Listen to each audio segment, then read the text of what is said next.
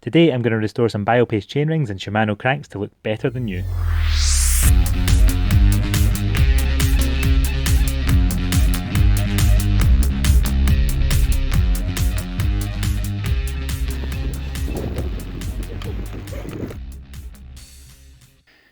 Removing the pedals from the cranks has taken me a couple of days of soaking the pedal axle to crank in penetrating oil, heating it up and letting it cool down, trying it with pretty much every spanner I can get my hands on, and I was using a little hammer to tap it. Today I got pissed off and I gave up, and I used this hammer here, which is like a lump construction hammer, a pretty heavy one, and I actually managed to get them turning a little bit. Even with this one turning, it's still so difficult to get it to move that I'm still having to use the hammer to get it to turn, and it's possibly turned about maybe not even a full turn yet. But I'm going to get this out today. It's turning. I really want to get this off.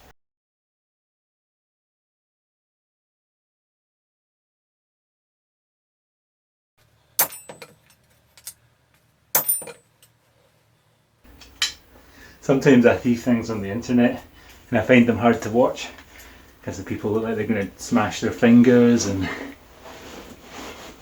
they look like they're going to damage the parts they're using. I'm guessing that's what you guys are thinking now. But I lost all my patience for this.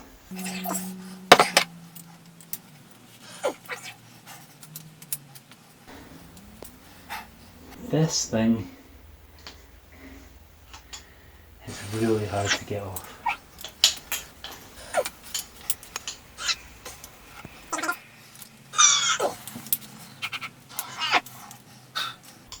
It's actually quite cold in here and I am sweating doing this.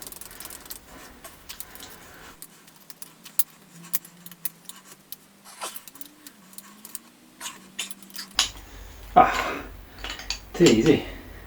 It's just coming out like a normal hard to open bolt. I wonder what these threads are going to be like.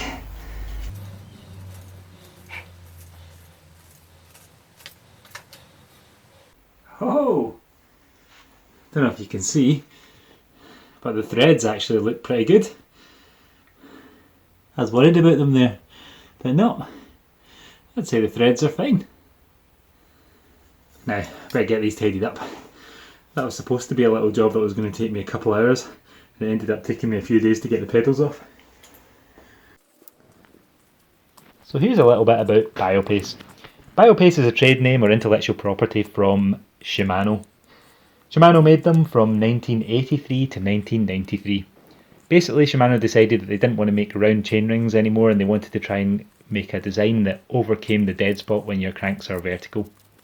There's a few others that make oval chainrings today, people like Absolute Black. Now their chainrings are a little bit different to the Shimano Biopace ones.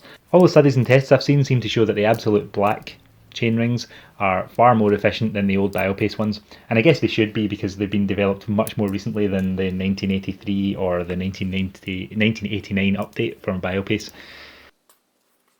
So here's the disassembled Biopace chainrings and cranks. Next thing I'm going to do is clean these up. I did have a little go with an angle grinder and a polishing wheel on this section here. It polished up okay, but I want to do it properly. This might be my best video yet. Watching a guy washing some parts in a basin of soapy water is probably a definite ratings winner. Where else could you see this?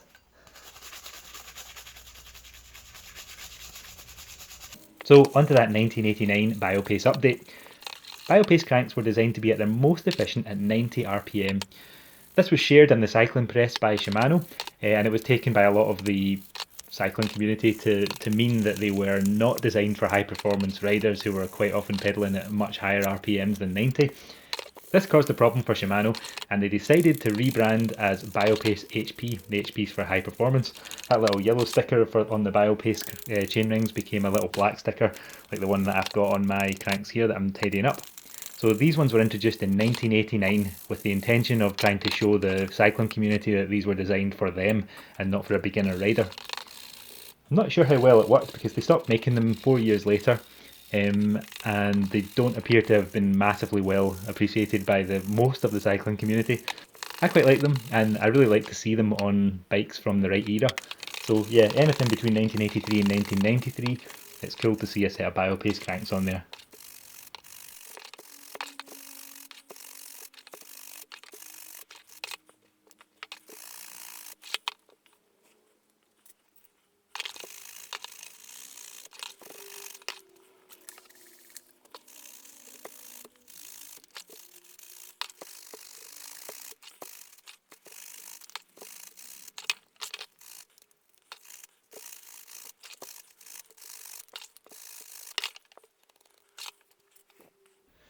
Now I've got some isopropyl alcohol in this squirty bottle, and that should help me break down any of this old oil and grease from the chain rings to get it nice and shiny.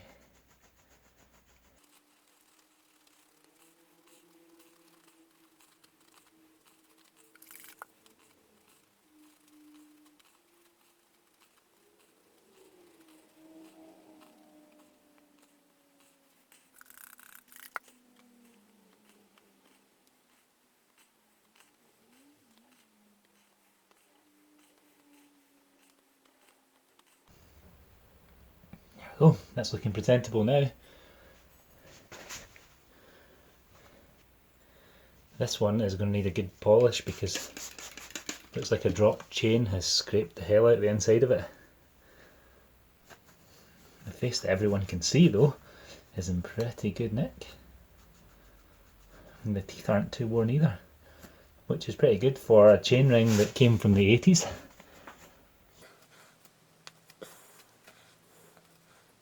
I'm now 100% certain from looking at these teeth that I am going to be able to ride this chainring and it's going to work fine.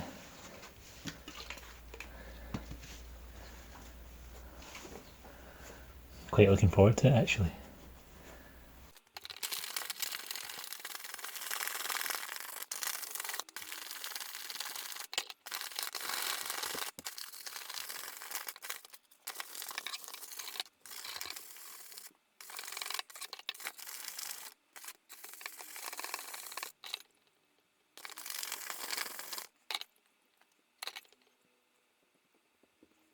You can really see the marks on this where the toe clips have been rubbing against the crank every rotation. It's pretty worn. See them better there. I'm not sure whether I'm going to leave them. I think I will because they actually look kind of cool, and I'll try to get rid of some of the other scratches and scrapes that don't look as interesting, like all these ones.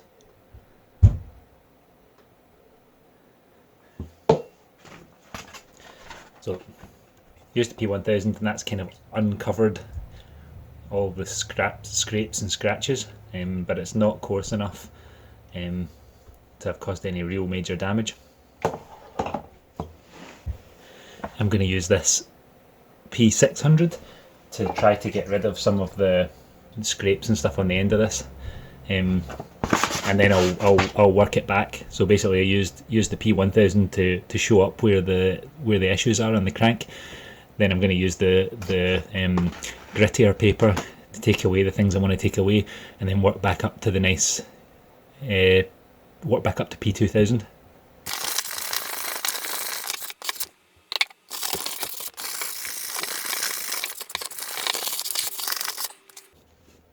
Might even have to go for P240.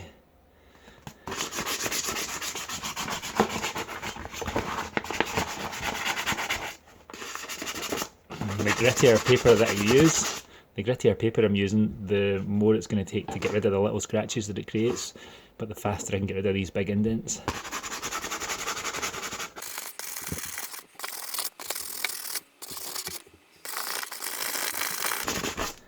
I probably caused some of these trying to get the pedals off.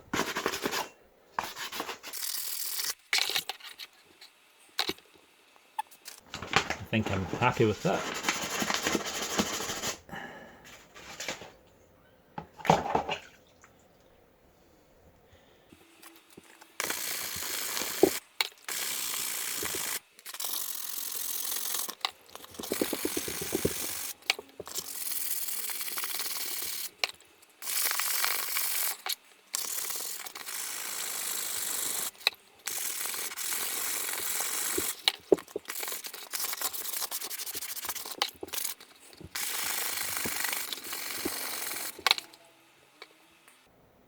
Almost got rid of this little scratch.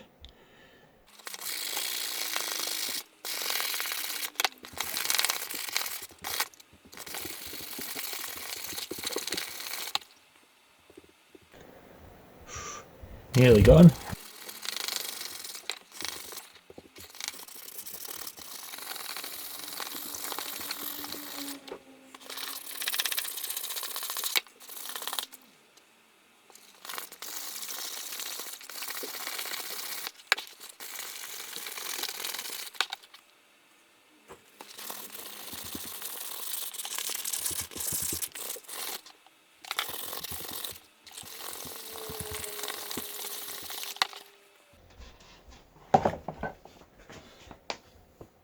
Moving on to the P600.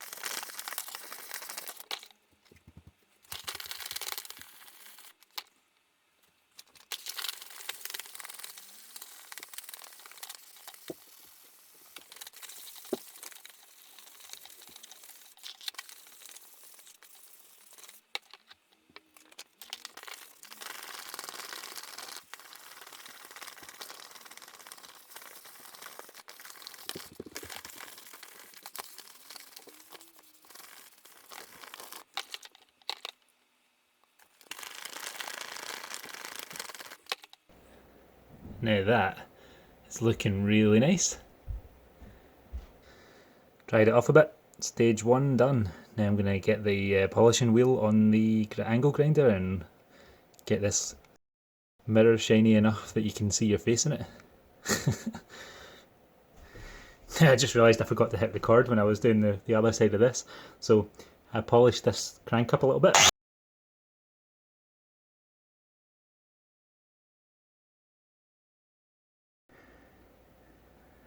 It's getting nice and shiny.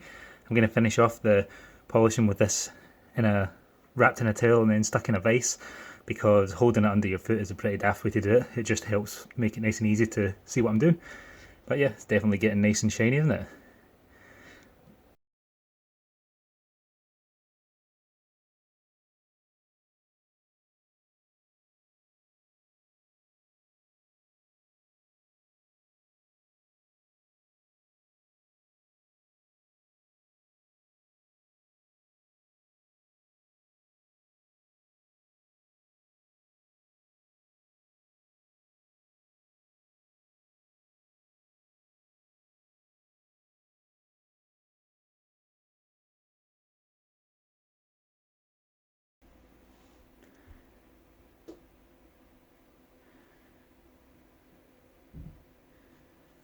Sadly, that's all my shortcuts taken, so now I'm on to polishing by hand with Autosol to get it nice and shiny.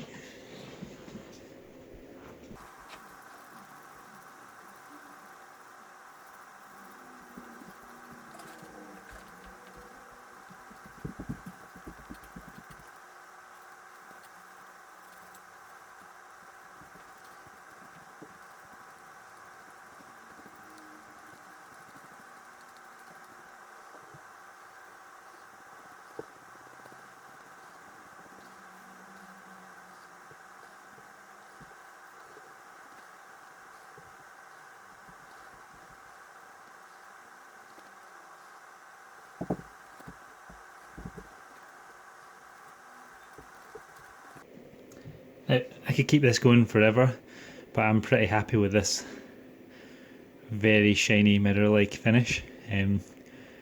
You can't quite shave in it, but it's as close to Dura-Ace as I'm willing to get the shine. But I think it's a pretty sweet finish to leave it at. So I better get the rest of it done.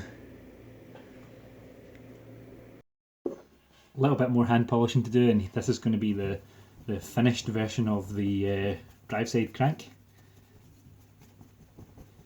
Let's see how it looks.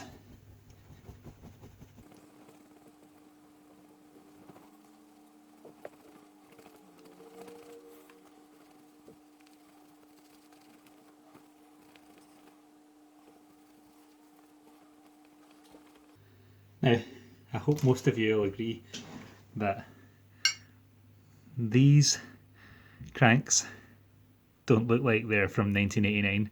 They look pretty mint, don't they? Don't even want to touch them off each other because it will cause wee scrapes. But yeah, I better get these built up with the cleaned up chain rings, stick them on the bike and you can see how they look.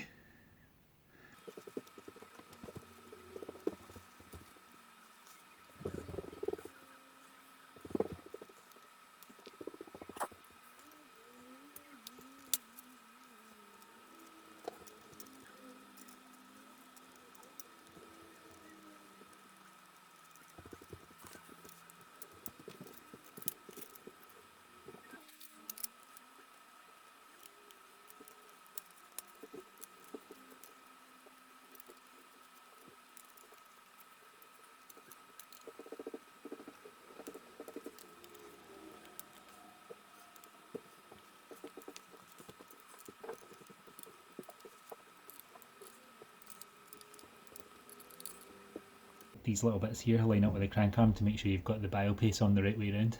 So here's my sweet tidied up Biopace HP. It's pretty damn shiny, isn't it?